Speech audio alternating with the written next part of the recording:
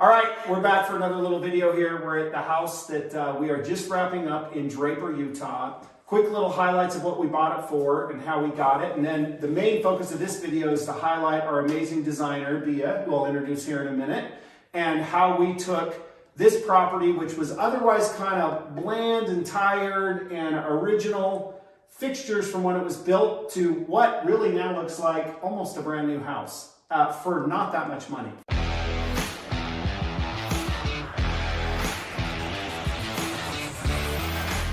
So we bought this 3 or 4 months ago. It was off market, however, it was through a local realtor contact that we had who was able to line it up with us to have us buy it before they put it on the MLS. So we snuck in, we got it, we bought this for $785,000. We are gonna list this next week, and we are gonna try to hit $1.3 million on the ARV. And all in, we're gonna come in right close to about $180,000 in total rehab. So if we can hit those numbers, you guys are doing the math, it's gonna be a really, really good deal. So anyway, this is Bya Patzner, and she is our amazing designer, so welcome, thanks for talking to us. Thank you for inviting me. So if you don't mind, give us a just super quick little background about, how you got here, what your background is, and expertise. So I'm Bya Patzner, and I feel my expertise is rehabbing. I have very few properties that I have built from scratch, and I would say, the confusion and the challenge of rehabbing. And once you do this so many times, like, I don't know, 150 times in various countries, then you actually get the hang of it, and you start seeing more of what you need to see, and you do it faster. So that's my specialty. It's transforming. And having gone and visited Bya's own personal house, that's when I was kind of like, oh, she knows what she's doing. It's very, very cool. So there's this concept, when you're an entrepreneur or where you're, trying to do stuff. I struggled to break out of this mold forever, and I still fight with it. But sometimes it's not how you're going to do something, but it's going to be who can actually do it better than you and actually loves doing it more than you would love doing it. I feel like I like doing design, and I feel like I got a pretty good eye for stuff, but there is a better person to help you. And so that's why we brought Bya in on this one. And you can see kind of from some of the before photos, this home was like pretty presentable, had good square footage. The cool thing that we did with this house, other than this awesome master bedroom that we're sitting in now and master bathroom, we really did not change the layout virtually at all. What we really tried to do is just add colors, textures, materials in a unique way to kind of like wow the feel of the home. So maybe to start, talk through when you maybe first came to this home, or any home, what starts going through your head when you walk in and see, like, how does it all kind of come together for you, or how do you approach it? So I have one thing that not everybody agrees. I respect what we inherited. So I can't change the exterior of the home, and I don't think I should. So I always try to work with what we inherited. So the first thing after I saw the home was I drove around the neighborhood, and I'm like, okay, this is should I say that? A Me Too neighborhood. Yeah. This home is the same as that home, and the brick is just a different color. So my idea was, okay, what's good in this home? What is really pretty? And we had a fantastic stamped cement on a sort of a green-gray color. And that was the beginning of the exterior revamp, right? So I actually had a friend from the tribe come here while I was here, and his name is Ben Kerr. Yeah. And he came here. Oh, he did? Okay. Yeah, and Ben, I was so happy when you said that. He looked around and he says, is this a new build? That's what we wanted. The house to stand on its own and to look like it was actually possibly demolished and rebuilt just by using the right color. So I inherited that cement, the color scheme came from there, and we tried to put it into the 21st century, something that was like early 2000s, late 1990s to, what people want in 2022. Yeah. So basically that was the beginning. And like you said, the inside was listening to you and Maria, what your vision was, and looking at the problems. And the home was, like you said, everything was great, except we had a wonky 2 entrances that we fixed that, and that we had a wonky master bedroom. And the wonky part is that the master bedroom is fantastic, but it had a very small bathroom for the size of the bedroom, and a very small walk-in closet, and how to fix that. And like I'm a doctor for houses, like every designer. So I started studying the problem, right? And how to fix it. So I went back to lots of trend reports that I study on a weekly basis. I have a library of bathrooms that were enlarged. I Google lots of little keywords like, what if you have a huge master bedroom? What do you do with it? And then I started putting the pieces together. And it's a combination of what I've learned at school, and this is a long time ago because I'm not a spring chicken anymore. Oh, yeah. and what you continuously study. And funny enough, I don't know if you and Maria remember, when we had just gone with demolishing the wall, right? And the whole idea, and I was so nervous that you would put, the brakes on this. This is kind of a bold idea. Right. Then the Parade of Homes, the Park City Parade of Homes came out. And I love to see what other people are doing. So I go there, and lo and behold, every house, at least 2 or more of the suites were like this. That's awesome. Spa-like bedrooms, because that's what people want. They're spending too much time in their homes. They want something else in their home. They want their home to feel like a hotel. And this is what we brought into this project because we had the space to do it. I love it. And now I'm thinking back of like the other thing that the part of this process that I think made the result of this successful, and it's taken me a long time to learn this principle, but beginning with the end in mind as well as you can, knowing that you might have to pivot and adjust a little bit along the way. Like, for example, the flooring that we had picked out ended up not being in stock, so we had to pivot and pick something different. So what is super helpful is what we did was try to envision it and put it on a vision board, like from the outside to the doorknobs to the bathrooms, everything. Yes. So we knew where we were going before we started. So it made it a lot easier for all of our trades and contractors to know where we were headed. Yes. And it also makes it a lot easier to like coordinate buying stuff. And so that we're not running around and coming back multiple times to make this, okay, now we forgot to pick out handrails. Like, what do we do for handrails, right? Like, yes. So some of that pivots, but how important is that, thinking through it? And really, it's kind of sometimes painful to get everybody on the same page ahead of time, but it makes the project go so much quicker. Yes. Don't you think? I am an advocate for that. Spend time on paper and then little time correcting, because sometimes something you buy doesn't actually fit. Yep. Right? But you have to do your purchases, have everything ready for your contractor to install. When the boxes arrive, you cannot just leave them there. You have to make sure there is no dent, damage. So you have to have that. Open it, check it, make sure you have 9 handles and you don't have 8. And because everything is a collaboration.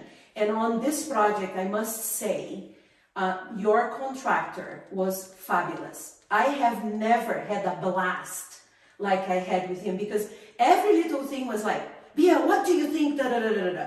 What do you think of this? Should I do this? And this is important. The communication, this open communication. He's not right. I am not right. You are not right. Maria is not right. But we all have ideas, and then together we can put them, in the project. Like, remember, do we buy a granite or do we buy a quartzite? Right. I was going for the quartzite, but then we didn't have the quartzite budget. But then we managed, working directly with the slab supplier, to find a slab that actually is so close to a quartzite. Right. It's a beautiful granite, and it's honed, because this was the issue, right?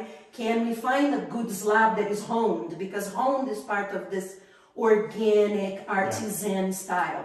So I think that it's very important that we discuss that earlier on, so that from the contractor to the slab supplier, the painter, everybody is on the same page and they understand why matte finish, not satin finish, Right. because they can see how it translates on a board. Yeah, no, I love it. So the end in mind, start from there. The other thing I want to touch on is, as the flipper and the owner and the investor whose dollars are in it, like, you obviously always want to keep within a budget, but you also want it to be as amazing as possible, right? So this house definitely had some challenges, or I guess opportunities, I would say, for conversations, so that we could all brainstorm. There were some things that were automatic, like paint, do whatever paint color, because that's not going to cost any different. Hardware, fine. Countertops, for the most part, fine, right? But we did have some discussions specifically in this amazing master bathroom and the handrail and the fireplace. Right. Everything else, I think, for the most part, it was just like, do it. Now, maybe on the outside, oh man, I'm so convinced that that little extra money to paint and to fix the colors on the outside made a huge difference, because that curb appeal is big. But how do you manage an owner when it's not your own project and your own dollars, and we're really trying to fit within a budget? This budget was like $180,000. I think we could have spent $300,000 on this house, but I don't know if we would sell it for that much more. So it's like, it's that fine line of like getting it right, but not overspending. Yes. So from your perspective, how did we handle on this one specifically, in a good way and in a bad way, that managing of expectations of what you really wanted to do, go all in at, but the compromises that were kind of made to still get to where we both wanted to get? Yeah, and I think that is the challenge, and that's, I think, kind of what I like, because I've never had a customer, even higher end private interior designs that I do, that said, oh, here is $1 million, go for it. Everybody has some budget idea in mind, right? And that is good, that's not bad. There is a time where you need to, wait a minute. And one thing that designers lack, and I certainly am better at it, but I lack, is understanding, generally speaking, what makes really a difference in the sale of the home, right? So, for example, the fireplace. For me, the challenge was that the fireplace had a short mantle on a very tall ceiling. And that short mantle made the scale look off. And usually one of the things that you are praised at when you go to school for interior design is scale. Yeah. Right? And for me, I looked at that and kind of my circuits were like zzz, Like so I wanted this fantastic faux brick, to marry the faux brick we were doing at the mud room. And that was obviously nixed because of the cost of adding the brick to the floor, to the enormous, 15-foot ceilings? I don't know how tall that. Like 30 feet probably. Oh my word. Yeah. So anyway, so you said, no, we don't have money, and then I kept thinking, but I must do something. So again, you go back and say, what do I do? And then I came here to talk to Tony, and I said, Tony, let me see what we have left over here. Oh, you have baseboards left over. Trim. Oh, can you do this? How much is it going to cost? And the downstairs movie room too, right? And then Tony gave you the price, and you sort of thought that could work, and that's what we did. And this is what we have to do with everything, right? We need to disguise it, but it doesn't need to be necessarily the idea number one, right? And I think it took us, 3 weeks to look for something that was okay, right? But I did not give up. I'm known for being very annoyingly persistent. Positively persistent. And I also manipulate. That's how I get people to do something. I say, look, you can take out of my bonus or my pay if it doesn't translate, because I so firmly believe in this. Or I talked, in your case, I talked to you, you didn't say anything, then I talked to Maria, and Maria was sympathetic, then I talked to Tony, and then I talked Tony to talk to Maria, and Maria to talk to you. And it was just like a big family, you know. It's just like when you have a problem in your family, you know, and you need to convince the head of the family. Well, and what you said earlier is, it's not that someone's trying to be right or wrong. It's just that we're trying to both achieve our goals of like having it be fantastic, but not having it be, you know, over the top. Yeah. So this is great. We're going to wrap up here, and what I wanted to do some takeaways on to end would be what is the part of this that you're most proud of how this one turned out? I really like the master bedroom because it was the problem. I really like the problems. Right? Yep. I wish we had invested a little more in the office. Yep. Right? But that is for the next one, because, you know, I also have to help you source these materials cheaply. Yep. Or less expensively. And I just found out certain things that I didn't know when we started. So I wish we could have, you know, done it darker, moodier, with the metal door, right? But that didn't happen, although it's fabulous, just closing it and making it its own space. This master bedroom translated really well. I think everything is fantastic, but what I'm most proud of is anybody who drives, and they will have the address of the home, right?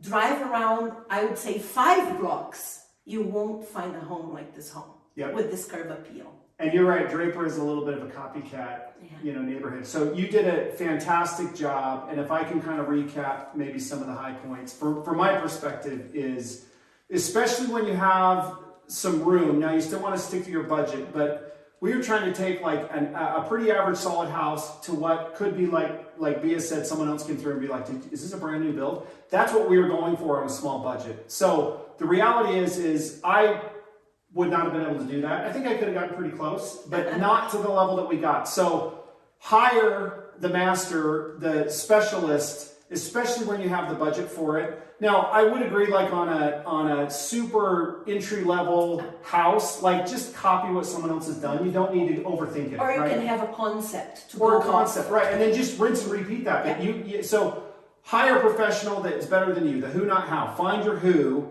that can do the how for you, that also loves doing it. Because this has been really fun with Bya, and I've learned so much, right? Begin with the end in mind. Map out what you think it's going to look like ahead of time so that you can execute your plan, and be willing to be a little bit flexible when, you know, you need to pivot and change things based on the flow of the project. But try not to deviate. Have a very clear path for all the vendors and contractors you're working with.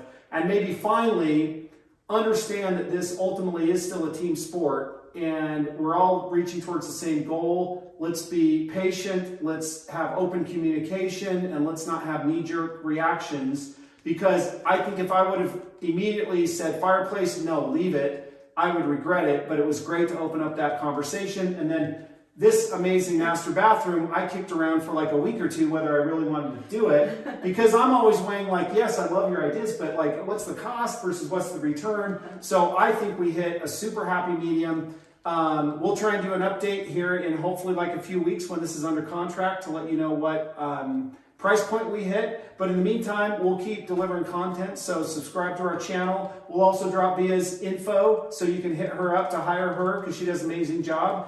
And thanks again, Bya. Thank you. And we can't wait for the next one. Yes. All right.